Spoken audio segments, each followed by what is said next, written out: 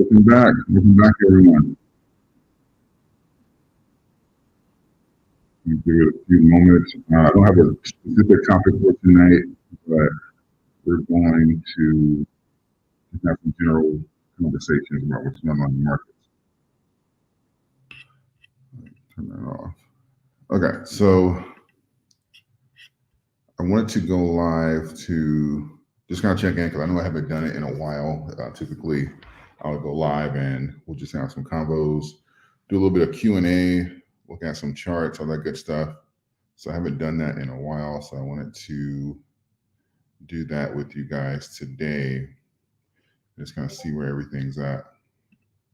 So if you've watched the video uploaded earlier today, I discussed the topic of pretty much what's going on with, hello everyone. Can you hear me?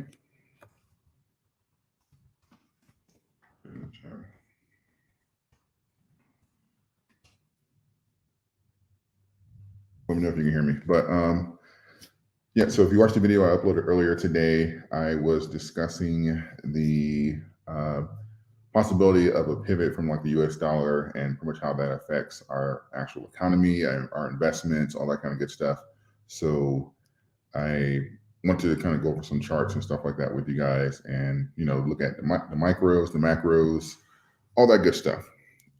Because we had somewhat of a red day today as far as closing. And in a nutshell, we've been trending sideways for pretty much the last year, really. So I don't expect that to change right now. And even with the news and stuff coming out, as far as like the pressures of the markets and all that good stuff, I don't think that's going to be an issue going forward as far as like us having like any like explosions or anything like that. The best news that we can get as far as for like Powell and the Fed is going to be that 0.25 at the next FOMC meeting and the pausing and pretty much holding it there for a period of time. That's the best news that we can get. But the market seems to be pricing in that the Fed's going to walk that back throughout the rest of the year. So in a nutshell, that means that we could be seeing some lower price action if the Fed does kind of stay on track to what they said they were going to do. That means we can kind of see some lower price action. Some higher price action since it's already trying to price in those lows.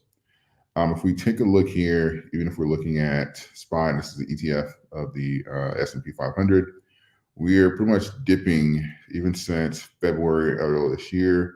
We've been, technically this is saying lower lows. We came here and we kind of retested above it, but that wasn't certainly with strength of validation. So technically this is a bearish trend. And I wouldn't even say this is even remotely bullish if we're even looking to retest any of those 400 levels. But overall for last year, we've kind of been just retesting at the low around like 370 and kind of just chugging along because we have not been printing money the way that we used to. So if you got in bloody, you're good. Yeah. Buy the fear, sell the greed, all that good stuff. So I'm going to do some Q&A. So if you have any questions, comments, put them in the chat if you're able to, and we'll do some jumping around there. So I'll be looking in the chat periodically. So let's go over to crypto here and get a feel for what's going on with BTC. So taking a look here at crypto here, it's looking like that rejection off of not really 30,000, but 29.5, really 29,438. And we've been having this slide since then. So certainly not enough strength to break the 30, but the gap was filled there. So we talked about that if you're watching the videos. If we were cracking above that 25, more than likely we're going to get that boom there. We are getting some rejections here at around the 26 mark, and that can be a slope there as well. And that's one of the things I want to point out in this video is because if we don't hold up around that 26.5 mark, it's possible for us to go back to around that 25. Now, $1,000 move in Bitcoin is not significant, but that can potentially mean that we can see a slip in other coins. So just kind of keep that in mind here, because these gaps, as we discuss in this channel, these things typically get filled one direction or another. It's got a few rejections off of this, but we'll see kind of where these candles close. These are daily candles, so we'll see. But as of right now, it's been holding up, about 3 bounces off of it. So you can certainly say that it's established support in that area. But again, the volume and all that kind of stuff is sliding. So if it doesn't make a move, it's going to go down and grab some liquidity. It did not get to 30,000. And I imagine there's not massive liquidity sitting at 26, 27,000. So if it does not retest that 30,000, we're going to go back down to around that 25 mark. I'll say 24, 25 mark, where there's been liquidity in the past. So it will not sustain this kind of like high, almost 30,000 range. So just kind of be prepared for that in the macros. Let's see. I can hear you and see you. Thanks, Angry Lion. Do I trade crypto? No, I don't trade crypto. I typically buy and hold. I more so I trade like options in the stock market and stuff like that, but I actually don't trade crypto. Let's see. Do you like Doge? I'm assuming you meant, do I think Doge is about to dip or pump? Based off of what I'm seeing here in the market, we could see a retest lower, because the market is kind of sitting at a weird range, at least for Bitcoin. Let me take a closer look here at Doge and kind of see where we're at. Doge. Yeah, Doge, we're riding the top level support I have here at around like the 712 mark. So Doge is actually at a support level. Bitcoin is not. Now, it's not saying that we can't dip down below, but typically the range that we're in now, this 7 to 603, historically, this is where the majority of our liquidity is. So even if we have these dips, typically we have very strong moves out of this. Even if we are coming down, every time we will touch the lower like 6 range, and then we get the bounces. So even if we do dip down, this here, anything in this zone, anything below that 712 mark, based off of the chart patterns I've seen since like the last year, that is opportune time to actually get in, because this is where the majority of our liquidity is. And we had a test down to around like the low 5s at 4, really only a couple of times. And then we hovered along in between this zone until Elon bought Twitter. And we've kind of just had a few dips below that, but ultimately we kind of stayed above it in that range. So just looking at history here, this zone here between 603 and like 712, that's going to be the ideal. But just because of what's going on in the markets, and we can see a drop in Bitcoin because it's like in that weird space. This may cause us to dip down into the zone here, but ultimately where we are now, I wouldn't be surprised if we had sideways movement until we got a deciding factor. Let's see. I need to buy more Doge and a few AMC. Yeah, I picked up some AMC options today. So join the Patreon, get in where you fit in. Thank you, Jason. I appreciate you. Let's see. Hey there, do you have any info on the potential Amazon acquisition of AMC? I know that typically when AMC does the same thing that Apple does, not AMC, Amazon does the same thing that Apple does, and the same thing that Microsoft does, which is they operate like a fund or like an ETF. They try when the volume gets low, or if there is a perceived like struggling company and stuff like that, they go into acquisition mode and say, okay, how can we make our brand stronger? How can we drive additional revenue? We have, if a company needs money or something like that, we have the free cash. We have this could be a way to strengthen our brand. We can put some money over there and hopefully get a return. And that's typically what happens when you have in down markets, you have acquisitions. So you wouldn't be surprised, Amazon has done this with like Whole Foods and like baby.com and all that kind of good stuff. So I wouldn't be surprised if they made this move to kind of strengthen their brand there and to really just kind of probably have a prime to theater type of relationship. It's kind of like when you go in Whole Foods, you can use your prime membership to get a discount. So they typically incorporate things that they're already doing into their new businesses.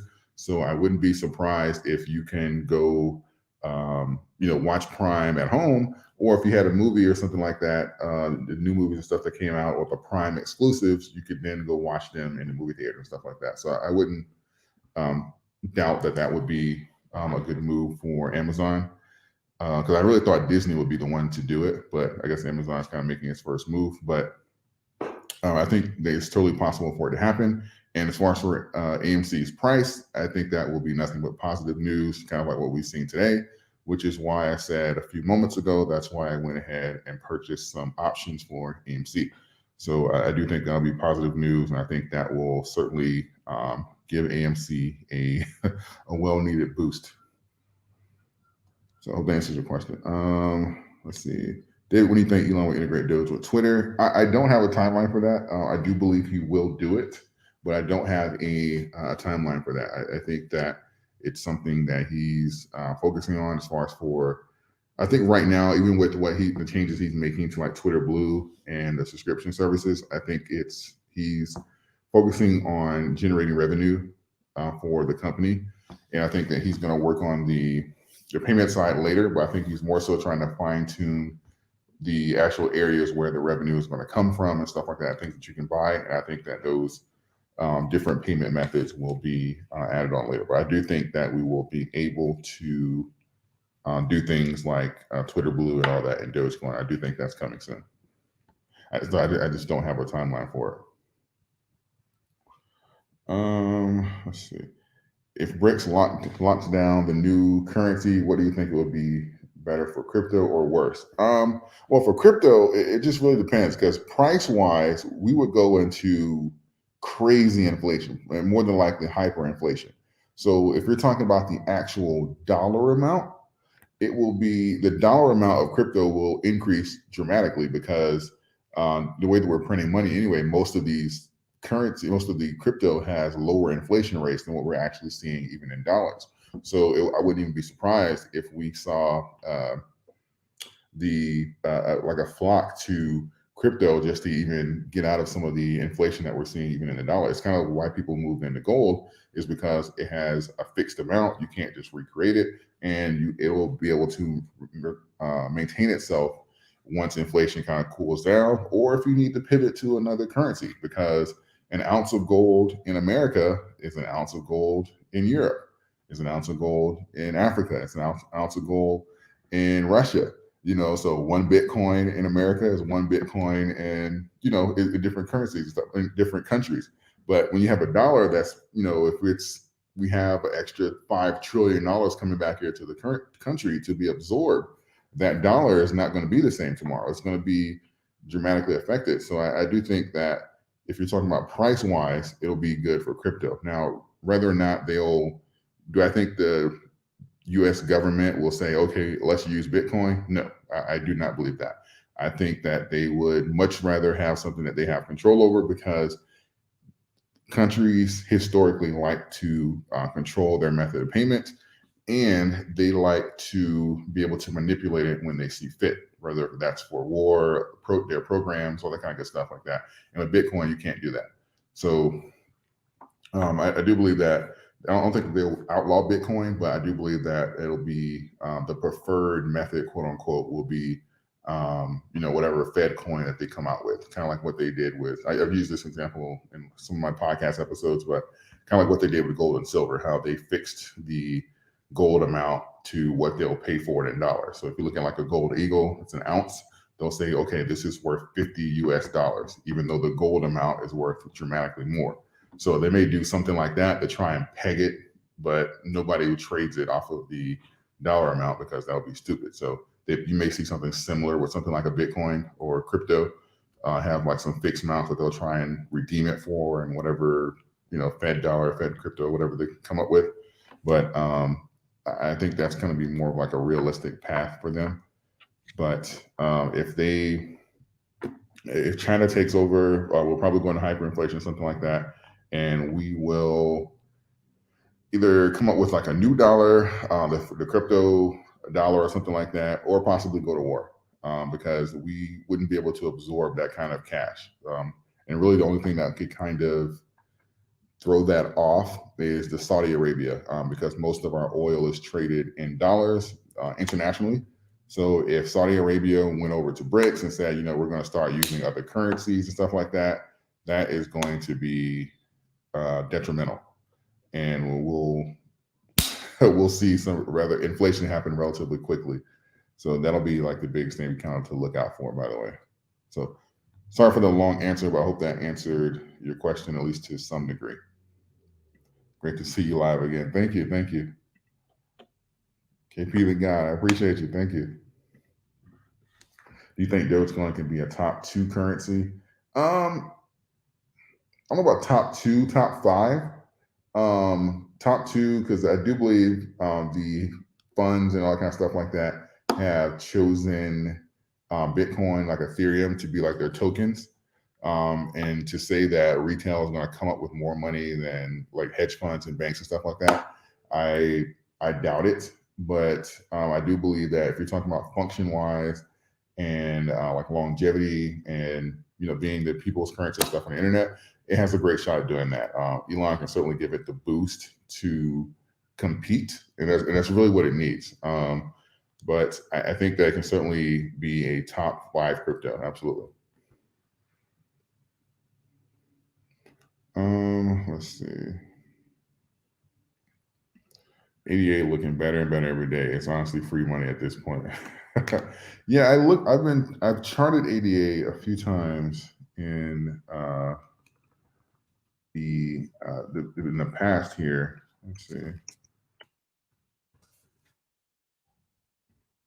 Let's see. Because I was following it when it was dipping down around this range here, around like the 32 range, and we had that slide here, and this is why I was saying that it was getting close to filling that gap. Yeah, they actually had a reversion. Okay. Bouncing off of the 21 day, right above the 72. Yeah, so this is a great point to see where we're at and see if it's going to retest around that 38 mark.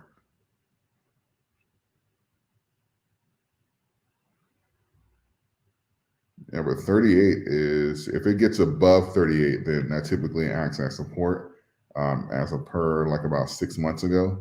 So yeah, if you were able to purchase like anywhere down here, especially like the low 20s and stuff like that, that would be great. I purchased some, I'm gonna say like 32, I believe.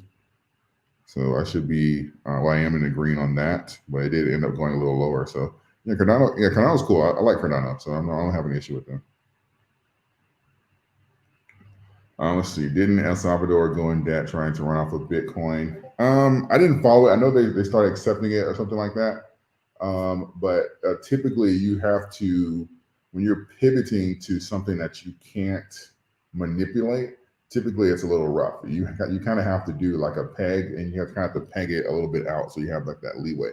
Because if you have a fixed amount, like if, I don't know, let's say Congress will woke up tomorrow and say, you know what, let's go back on the gold note, let's do the $1 trillion coin or whatever, and we're going to reattach the currency back to gold. But our debt is rolling like a freight train, so that freight train would literally like hit a wall to that fixed amount relatively quickly if they didn't set it out, if they didn't plan ahead and say, okay, we need X amount of time before this takes effect, to give that train enough time to kind of slow down and go to that fixed amount. But I'm not sure if El Salvador's policies or what is it? I guess like their programs and stuff. But if they did not give that stuff that like allowance, it can certainly push them further into debt or into defaulting, because it allows no manipulation. So that's kind of why I believe even the Fed coin, it'll be digital, but I believe they'll still have the ability to manipulate it, because at the rate that the U.S. is spending money and stuff like that, that will kind of eliminate a lot of our programs or a lot of these new bills and stuff that pops up every other year about spend more money.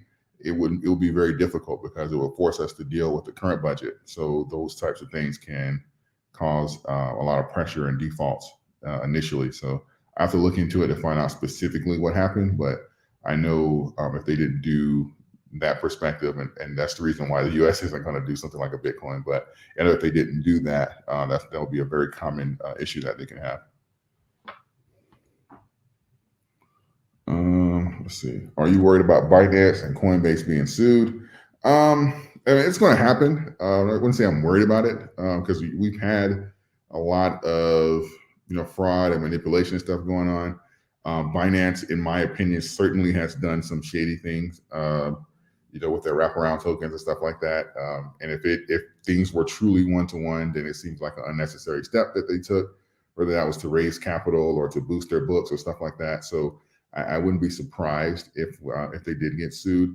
And crypto is relatively new.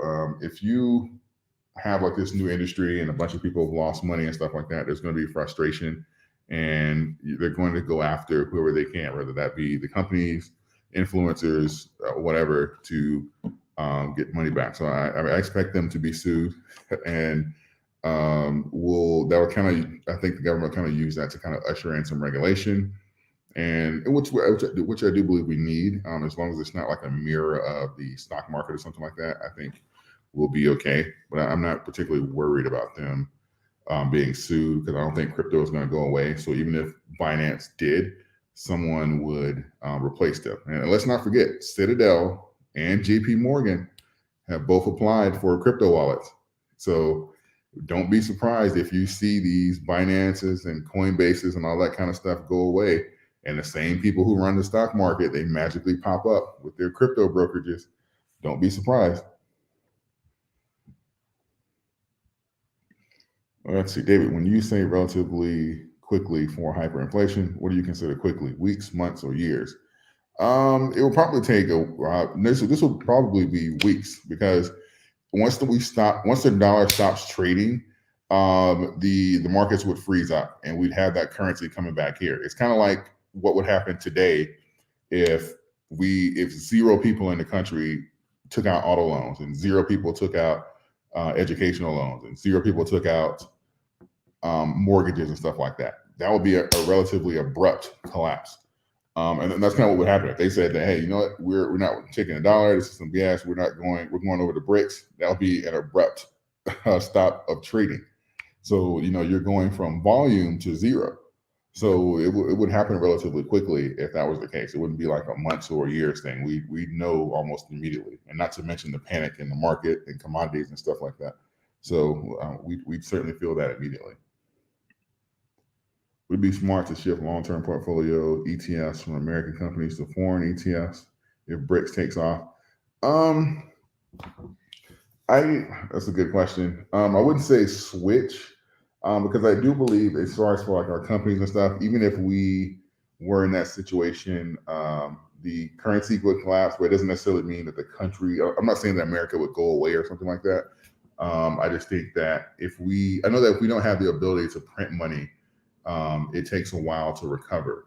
But the companies typically, based off, at least off our history, they survive. So if we're talking about like Great Depression and stuff like that, I was talking about this earlier today in my Discord. The companies in the country typically will survive, but what we've seen over the last 50 or so years, really, and definitely within the last 10 years, is a really abnormal way to deal with economics and slowdowns in the economy. We just start printing money, and then it magically goes away. If you look at like the Great Depression, it took them over a decade to rebound. So we're talking 10 plus years to get back to where they were. So now when companies lose money, or you have like an SVB situation and banks that, too big to fail and all that kind of good stuff, when they get ready to lose money, they're like, oh my God, we're losing money. We're going to hurt people. And they're like, oh, we can't have pain. So, Jerome Powell comes out with his wand, and, the money starts coming out, and then all is well again. But when you're not able to do that, because there's already severe inflation, you kind of have to ride that out. So it may be a slow process, even with ETFs and stuff like that, but it doesn't mean that they're going to necessarily be worthless. It's just like a reset or a slowdown. But again, that's like on the extreme scenarios. We'll kind of have to see what Saudi Arabia says, and hopefully there's some negotiating going on there for the U.S. We don't know, but you can just bet that China is certainly going to push for this because they've been waiting for it for a long time. But it doesn't mean that it's the end of the our companies and stuff. And if we go to war, I believe that Apple, Microsoft, things like that, for a lot of our blue chips and stuff, will play vital roles in converting and participating in the war and stuff like that. Because war it's expensive, but it also can be profitable for the country because you can get rid of a lot of currency. So kind of like what we've seen, like the world wars and stuff, you'll see factories and stuff like that kind of convert. But I know that we have a lot of them in China already. But you'll see some of the technology and stuff for these companies and stuff that they'll be used for other purposes to kind of help out in that situation. So I don't think it'll be like a collapse to zero for everything, but I just think that we'll see a dip down in the prices and stuff that we have now. And if you really think about it, the prices we've seen now, are they the real prices? We've been printing money since 2008 up until last year. And we barely barely stopped printing money for 12 months, and we're already doing bailouts, and we had a sideways economy. So, who knows what the real numbers are? So I know typically the market doesn't like to correct or go down. We feel like it's always supposed to go up. But what are the real numbers when you've been printing money for a decade? So, that's something to think about, right? Let's see. Have you heard about the sugar railroad that China is building? Super railroad that China is building. I heard it may cut the U.S. out of certain business situations that we middleman. No, I haven't heard about that.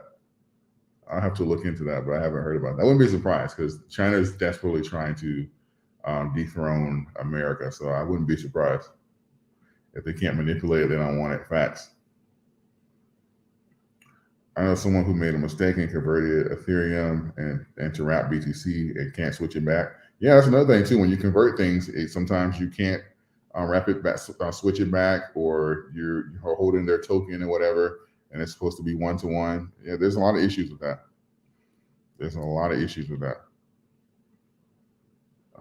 What's this? By the year 2030, what do you think the price of Dogecoin can be? Depends on what the situations are. If we have, because if we're talking about value-wise, I think that the value of Dogecoin, as far as the things that you're actually able to purchase, I think that will go up just because of it's competing with the dollar, and the dollar is going to go in the opposite direction one way or another, whether we go into the extreme of inflation or not. It's just the trend that we're looking at, and just because of our fiscal policies, that's going to happen. So 2030, it's hard as that. Like, it's hard to say that based off of the cycles. I have to do percentages, and really I'll have a great gauge off of how we perform in the next bull market. But I think we could certainly see a few dollars by then for sure. I just don't know how long this is going to last and how bad this is going to get, because we're kind of in between a rock and a hard place where if we did see this fall off of a cliff, we can't print money right now, or we have to print a lot of it, and then we just have, super inflation a couple of years from now. So it's really just kind of hard to see how long we're going to stay in here before we actually start the next bull run. But I definitely think that where we are now, it'll greatly appreciate from the prices we're seeing now. Right, true value is starting to show up. Absolutely. But we put them on the throne. Yeah, there's definitely some things that could have been done different. Hopefully we can get Doge around 5 to 6 again. I'm going to go all in.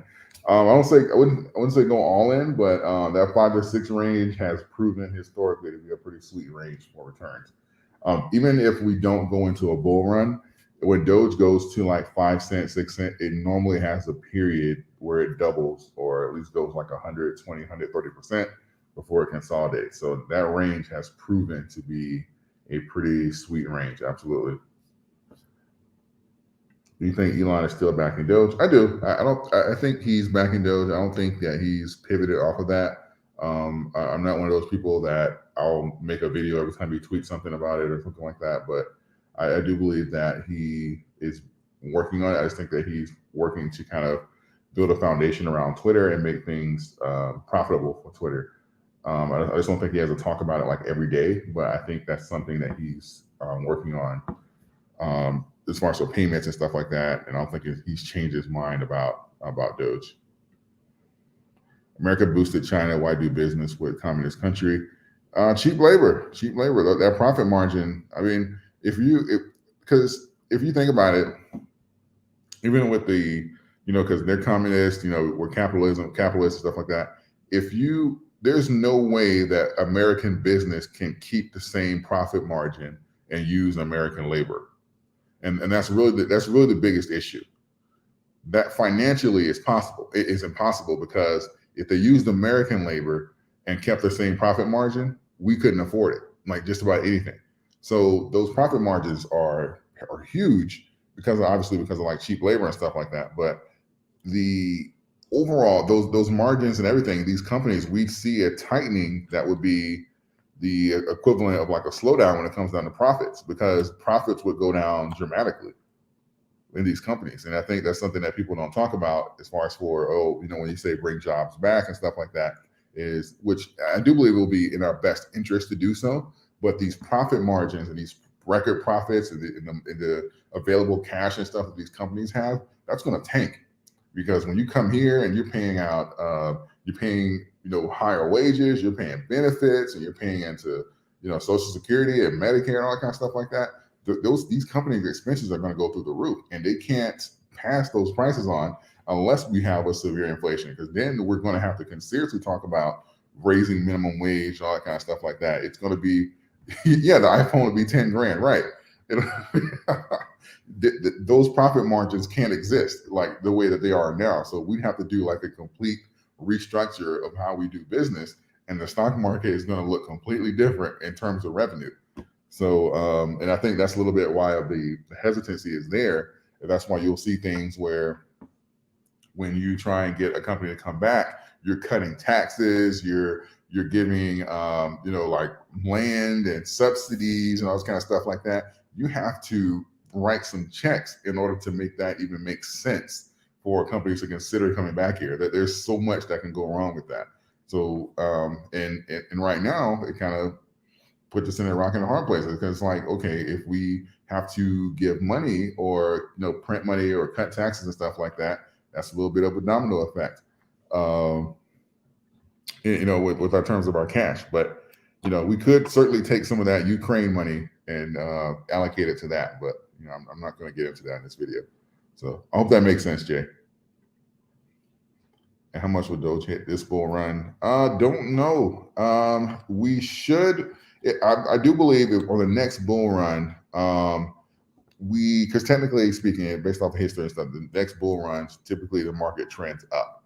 So I do believe we're going to have a consolidation of crypto. I think that most of these coins that we see are not going to exist anymore, and we should see a higher high.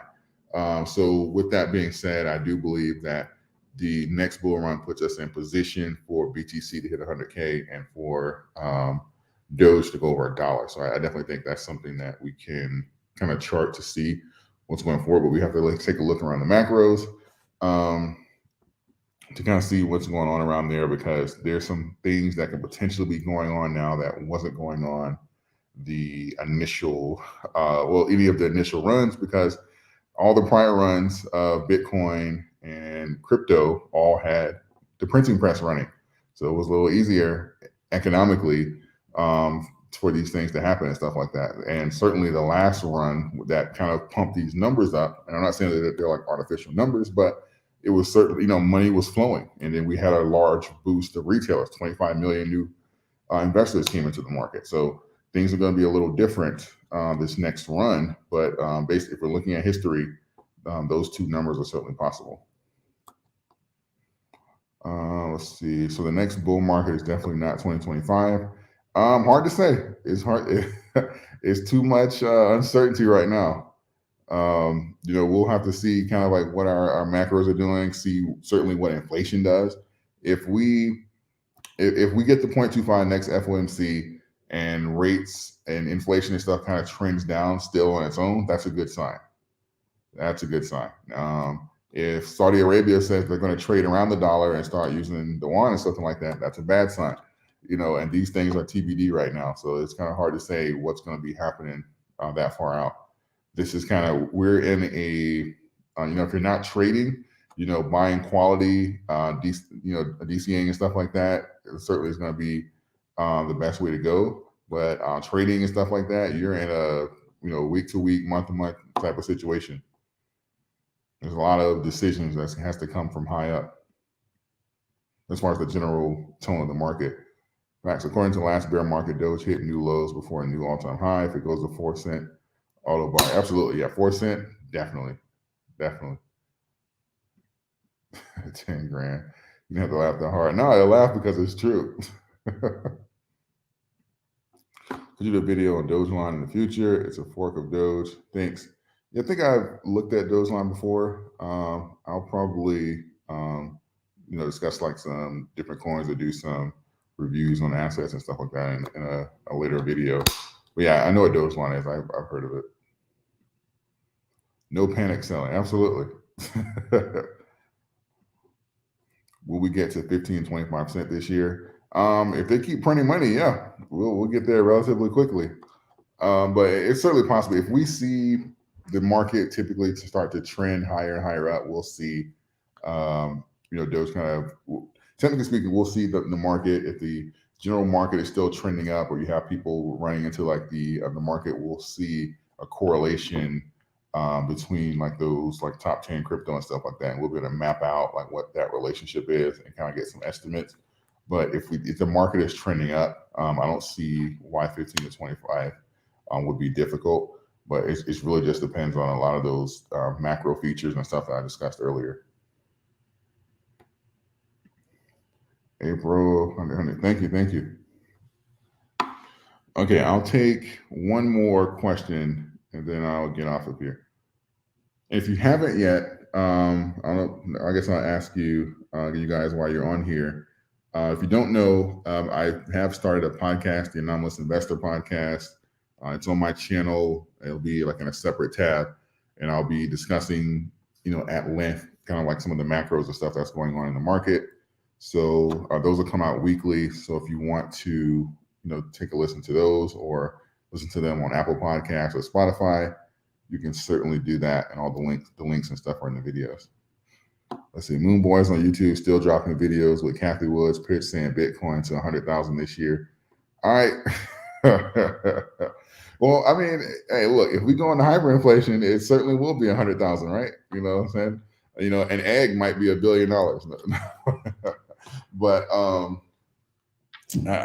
if the economy looks like anything relatively close to what it is now, that'll be very difficult to happen this year. And even historically, Bitcoin typically doesn't start its run up till like late November, December. So that's a wild assumption. But again, I got attacked on here when I was saying Bitcoin was going to go to 20,000 when it was at 60. I was saying that we can have a correction, 20,000 below, 85% correction and stuff like that. People were on here betting me money that wasn't going to happen and it was going to go to 100,000. But whatever. We'll see, right? Should be 50 likes, 49 people in the chat. Yeah, I can't see the likes, but if you haven't yet, certainly like the video. Subscribe to the channel if you have not, and certainly check out the podcast and leave a review if you haven't. It's called The Anomalous Investor. So I appreciate you guys for tuning in, and I will see you guys tomorrow with the latest videos. All right, guys, have a good night.